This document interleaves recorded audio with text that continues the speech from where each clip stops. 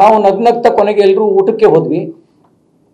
ರವಿಕುಮಾರ್ ಅವರು, ಅರುಣ್, ಸಂಕನೂರವರು, ಕೇಶವ್ ಪ್ರಸಾದ್ರು, ಇನ್ಯಾರಿದ್ರು ಊಟಕ್ಕೆ ಹೋದಾಗ ರವಿ ಅವರೇ? ಕಿಶೋರ್ ಇದ್ರ? ಕಿಶೋರ್. ನಾವು ಒಂದು 5-6 ಜನ ಊಟಕ್ಕೆ ಹೋದ್ವಿ. ಊಟ ಮುಗಿಸಿ ವಾಪಸ್ 3 ಗಂಟೆ ಸುಮಾರಿಗೆ ಬರಬೇಕಾದ್ರೆ ಸುವರ್ಣಸೌಧ ಪಶ್ಚಿಮ ಭಾರತದಲ್ಲಿ ನನ್ನ ಕಾರ್ ಇಳಿಯೋಕ್ಕೆ ಅಂತ ಹೊರಟಾಗ ಕಾರಿನ ಮೇಲೆ ಅಟ್ಯಾಕ್ ಮಾಡಿದ್ರು. ನಾನು ಯಾಕೆ ಅಟ್ಯಾಕ್ ಮಾಡ್ತಿದ್ದಾರೆ ಅಂತ ನನಗೆ ತಕ್ಷಣ ಗೊತ್ತಾಗಲಿಲ್ಲ. ಶಾಕ್ ಆಯಿತು ನನಗೆ.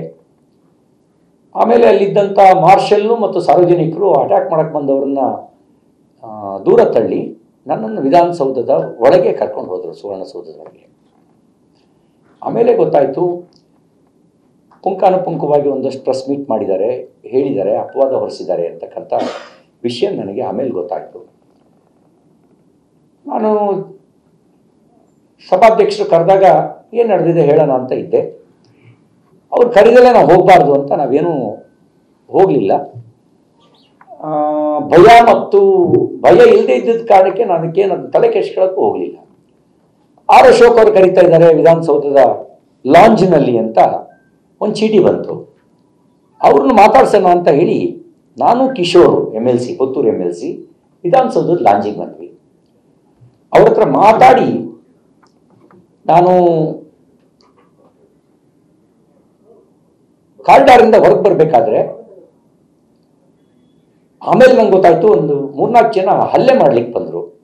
ನೀನು ಕೊಲೆ ಮಾಡ್ತೀವಿ, ನಿನ್ನ ಹೆಣನ ಕಳಿಸ್ತೀವಿ, ನೀನು ಪೀಸ್ ಮಾಡಿ ಹಾಕ್ತೀವಿ, ನೀನು ಬೆಳಗಾಮಿಂದ ನಿನ್ನ ಹೆಣನೇ ಹೋಗೋದು ಅನ್ನುವ ಬೆದರಿಕೆ ಜೊತೆಗೆ ಹಲ್ಲೆ ಮಾಡ್ಲಿಕ್ಕೆ ಬಂದರು. ಕಿಶೋರು ನನ್ನನ್ನು ತಡೆದು ಅದರಷ್ಟೊತ್ತಿಗೆ ಮಾರ್ಷಲ್ರು ಸಕ್ರಿಯವಾಗಿ ಆ ಕಾರಿಡಾರ್ನ ಗೇಟ್ನ ಕ್ಲೋಸ್ ಮಾಡಿ ಕೊನೆಗೆ ಒಂದು 10 ನಿಮಿಷಕ್ಕೂ ಹೆಚ್ಚು ಕಾಲ ಅವ್ರು ಗೇಟ್ ಒದೆಯೋದು, ಅವ್ನ ಹೆಣ ಕಳಿಸ್ತೀವಿ ಬಿಡ್ರಿ ಅವನ್ನ ಅಂತ ಕೂಗಾಟ ಮಾಡೋದು ಎಲ್ಲ ನಡೀತು. ಕೊನೆಗೆ ಮಾರ್ಷಲ್ಗಳು ಅವ್ರನ್ನ ಕಸ್ಟಡಿಗೆ ತಗೊಂಡ್ರು ಅಂತ ಗೊತ್ತಾಯ್ತು. ನಾನು ಧರಣಿ ಕೂತ್ಕೊಂಡೆ ಅಲ್ಲೇನೆ. ನನ್ನ ಜೊತೆಗೆ ಅವಾಗ ಉಪಮುಖ್ಯಮಂತ್ರಿ ಮಾಜಿ ಉಪಮುಖ್ಯಮಂತ್ರಿ ಅಶ್ವಥ್ ನಾರಾಯಣ್ ಅವರು ಬಂದು ಕೂತ್ಕೊಂಡ್ರು. ಹಿಂದ್ಗಡೆ ಇನ್ಯಾರಿದ್ರು ಅಂತ ನಾನು ಗಮನಿಸ್ಲಿಲ್ಲ. ಬಹುಶಃ ಚನ್ನಬಸಪ್ಪ ಇದ್ರು, ಕಿಶೋರ್ ಇದ್ರು, ಕೂತ್ಕೊಂಡ್ವಿ. ಆಮೇಲೆ ಸಭಾಪತಿಗಳು ಕರೀತಾ ಇದ್ದಾರೆ. ಇಷ್ಟೊತ್ತಿಗೆ ಇವರು ಹೇಳಿದ್ರು, ಸರ್ ಸಭಾಪತಿಗಳಿಗೆ ದೂರು ಕೊಟ್ಬಿಡಿ, ಕರೀತಾ ಇದ್ದಾರಲ್ಲ ಅಂತ ಹೇಳಿದ್ರು. ನಾವು ಸಭಾಪತಿಗಳನ್ನ ಕರೀತಾ ಇದ್ದಾರೆ ಅಂತ ಭೇಟಿ ಮಾಡಲಿಕ್ಕೆ ಹೋದೆ. ಸಭಾಪತಿಗಳಿಗೆ ಎಲ್ಲವನ್ನು ಎಕ್ಸ್ಪ್ಲೈನ್ ಮಾಡಿದ್ವಿ. ಒಂದು ರೈಟಿಂಗಲ್ಲಿ ಕೊಡಿ ಅಂತ ಹೇಳಿದ್ರು. ರೈಟಿಂಗ್ನಲ್ಲೂ ಕೂಡ ಕಂಪ್ಲೇಂಟ್ನ ಕೊಟ್ವಿ. ಒಂದು ಸುವರ್ಣಸೌಧದ ಮೆಟ್ಟಿಲಿನ ಮೇಲೆ